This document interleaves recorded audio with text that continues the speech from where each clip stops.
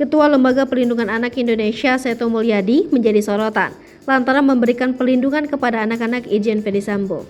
Sikap Seto Mulyadi atau yang lebih akrab disapa Kak Seto menuai kritikan dari masyarakat termasuk mantan pengacara Baradae, Deolipa Yumara. Deolipa mengatakan bahwa Kak Seto telah menerima bayaran hingga terus berupaya memberi perlindungan untuk anak-anak Ferdy Sambo dan istrinya Putri Chandrawati.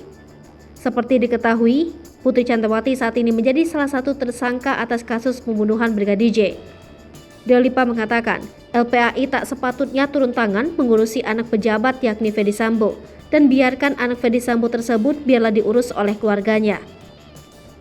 Deolipa menilai alasan Kak Seto ngotot untuk memberi perlindungan untuk anak-anak Ferdy Sambo dan Putri Chandrawati sampai rela nunduk-nunduk ke Barreskrim ialah karena Kak Seto diduga mendapat bayaran dari pihak Sambo.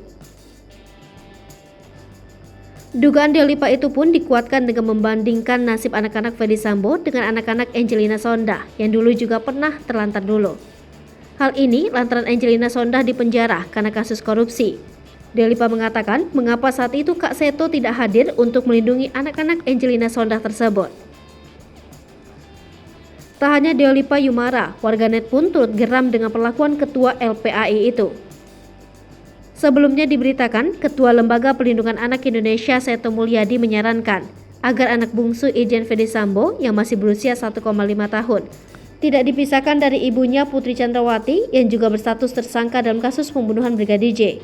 Ia mengatakan anak batita tersebut bisa diasuh langsung oleh ibunya dengan ikut bersama tinggal di lembaga pemasyarakatan atau Putri dijadikan tahanan rumah. Hal ini perlu menjadi pertimbangan lantaran anak berusia 1,5 tahun memerlukan kedekatan bersama sang ibu untuk mendukung tumbuh kembangnya di masa depan. Meski dapat tinggal bersama, kondisi tersebut tidaklah ideal bagi ibu dan anak. Kak Seto menerangkan pola pengasuhan seperti ini dilakukan sampai sang anak bisa berbicara dan memahami kondisi orang tua yang sedang dalam masalah.